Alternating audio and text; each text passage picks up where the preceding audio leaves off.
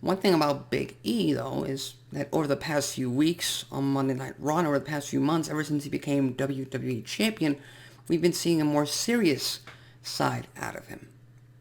He hasn't been quite as goofy as he once was, certainly not as goofy as he was in the heyday of the New Day.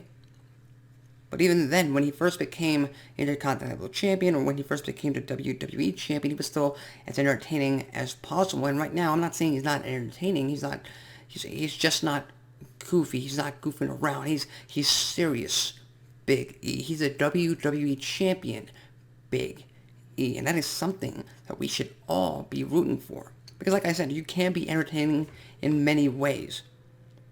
And I like the route that they've taken with Big E in this case.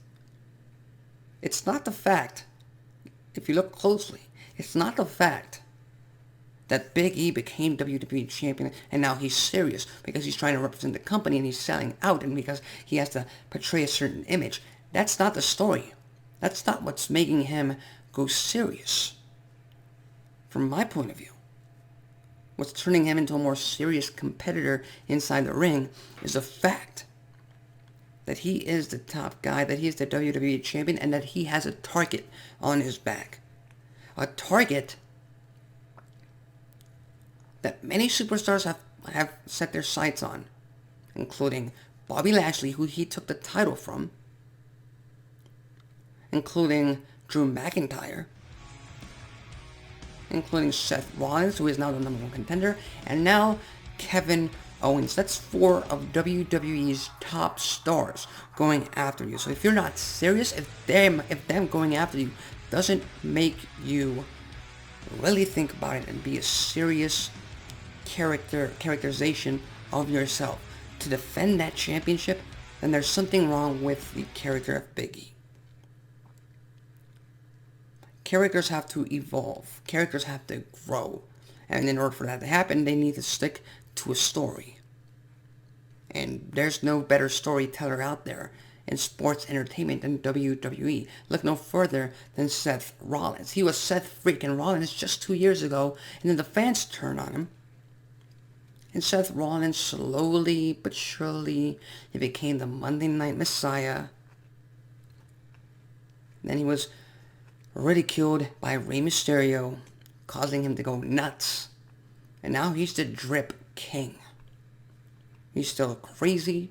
He still does not give a shit about what the fans say or talk about him. But at the end of the day, that's the path that the fans took him on. That's the path that the story took Seth Rollins towards. And Big E, whether you like it or not, is now a serious WWE Champion, which in my opinion can only help his reign. Now as we look towards the future at Survivor Series, I think Big E takes the big L. He takes a big loss to Roman Reigns in the main event of the pay-per-view, but he does so in a way that still puts him over. He competes with the Tribal Chief. He gives the Tribal Chief a run for his money. And after that, he moves on to his rivalry with Kevin Owens. He moves on to his rivalry with Seth Rollins, which could lead to singles feuds with each and every single one of them, or it could lead to a triple threat match down the road, heading into the Royal Rumble. I mean, we're closing out the year. We're less than 2 months away from the new year, from 2022, heading into WrestleMania season, the Royal Rumble, all of that.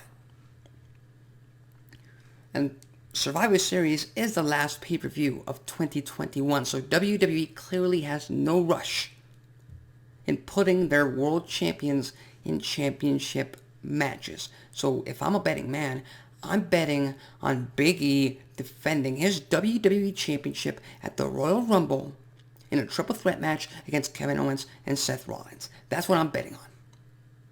But we'll have to wait and see. But what do you think? If you have a different opinion about this, go ahead and leave a comment below. If you have a different take on this entire stories on WWE programming or any programming out there professional wrestling wise, go ahead and send me an email to acbwrestlingtalk.com, and we'll take that topic that you send us and make it one of the main topics on this show right here, Wrestling Talk. And last but not